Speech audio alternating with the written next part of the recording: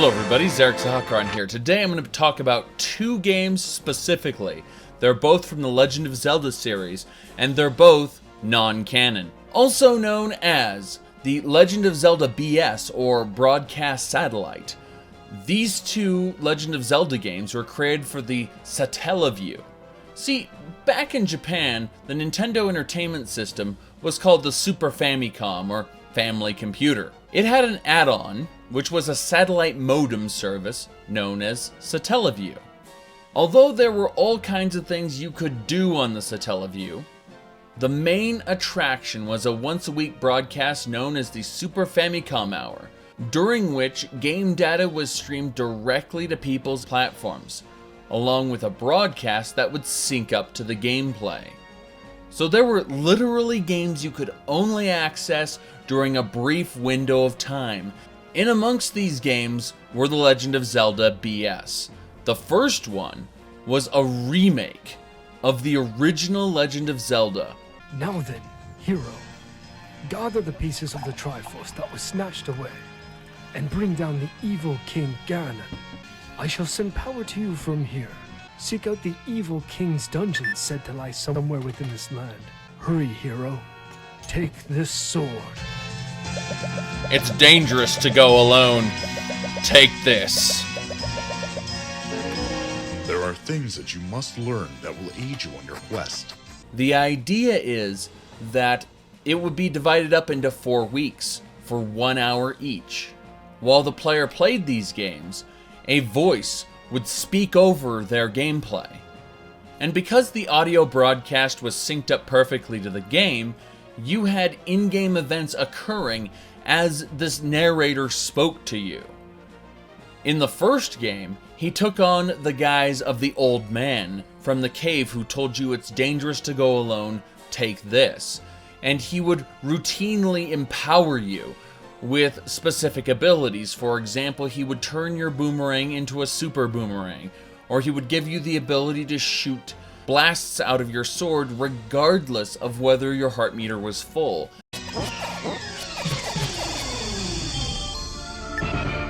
There's no mistake that with your current power, you will face a difficult battle. For just a little while, your sword will be granted power. Do you understand? Here we go. This.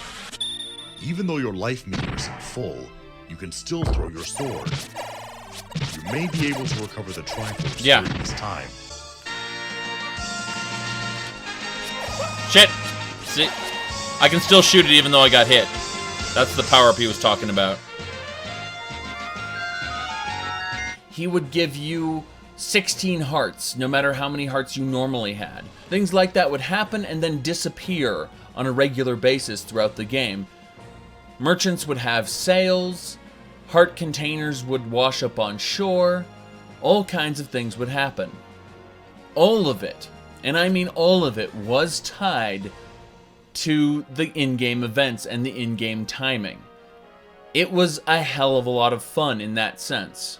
Now, in the first iteration, you had to gather all the pieces of the Triforce and defeat Ganon within the 4 one-hour time slots. The explanation was fairly generic. It was, this world is here for now and then it will vanish. And while the overworld map was relatively the same as the original Legend of Zelda, the dungeons were all different, and they were located in different places. Now, very often, the narrator would give you hints as to where to find things. But for the people who were super excited, they wanted to take their time and explore in a Zelda game, it didn't really work out. And the reason it didn't really work out is because there was a timer attached to it.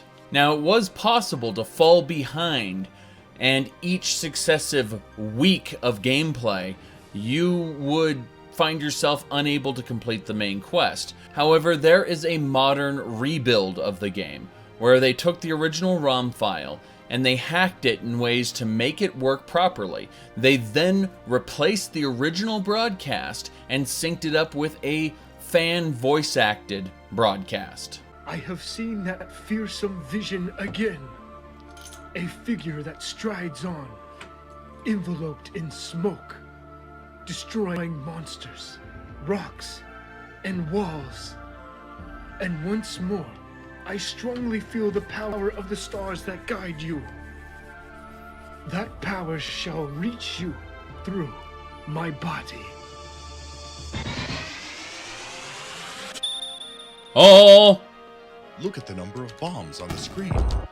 It seems that the time has come for infinite bombs. The bombs. Oh, he gave them to me at Dodongo.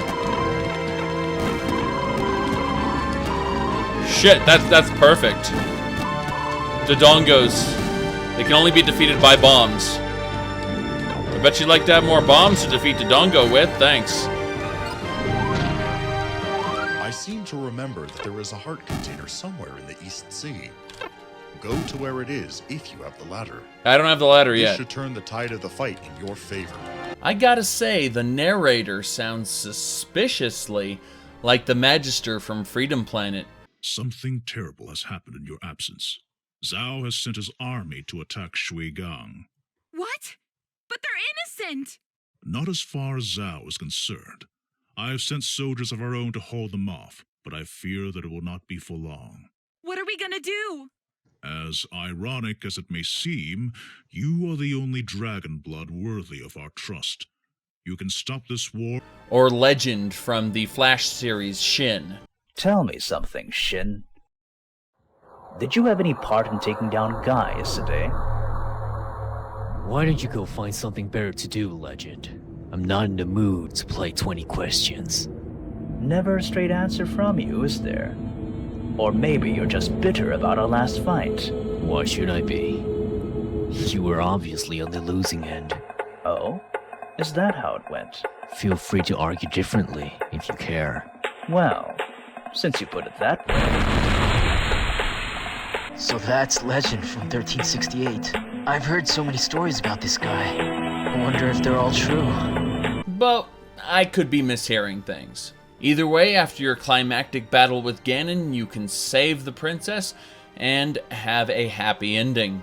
Or fail to save the princess and have a bad ending. On the original Satellaview, that was just your outcome. Because the broadcasts were done in real time, you could only play during that 1 hour bracket. It was an exciting event to behold. But for us in the modern emulation era, it means that we can go back and we can play these things to our heart's content. Now, the second BS Zelda game was known as the Stone Tablets. It is actually a sequel to A Link to the Past. See, at this point, Link had already left Hyrule to begin his adventure on the ocean, which took him to Link's Awakening, the Game Boy game. So while Link is absent, strange things start happening in Hyrule, monsters start to reawaken, all kinds of things happen. So you have to go through each of the prime dungeons and gather all of these ancient stone tablets, which contain the keys to the ancient sage's power. The fancy thing about this one is, again, real-time events happen, so there are sales going on, there are dungeons to raid, and the dungeon layouts are again completely different. But it's great because instead of just being a playground for you to experience once a week, they actually crafted a story where you were transported here from beyond the mists of another land, and how you fit into the story as kind of a substitute hero while Link is gone. Princess Zelda actually talks to you during this whole thing, and it's very interesting. Neither story is brilliant, but to say it's not compelling would be a lie, especially when you're thrown in there, you got timed events to do.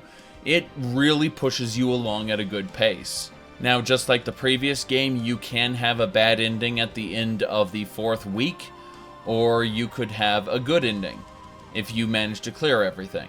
Just like with the original BS game, people have indeed created a ROM hack of the original 4 ROMs. Instead of being a unified ROM like the first one was, the stone tablets come in 4 separate ROMs, and you have to go through a procedure to migrate your save file from one week to the next to the next. Despite the technical issues with setting up this particular game, I had a lot of fun with it, and I would probably want to play it again sometime. The remake of the original Legend of Zelda felt like an amazing little amusement park ride, and the stone tablets felt like a fun narrative where you more or less stop the reincarnation of Ganon, which is cool.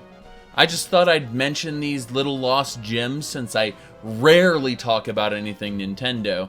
And if you want to check out the link in a pinned comment below, I will have archived live streams of when I played this game. This isn't your traditional Zelda experience, but if you're a huge Zelda fan, I highly recommend playing them. Thank you all for watching. Check the links on screen for more content, and I will see y'all next time. This is the Triforce of Wisdom, Link. The evil wizard Ganon has the Triforce of Power.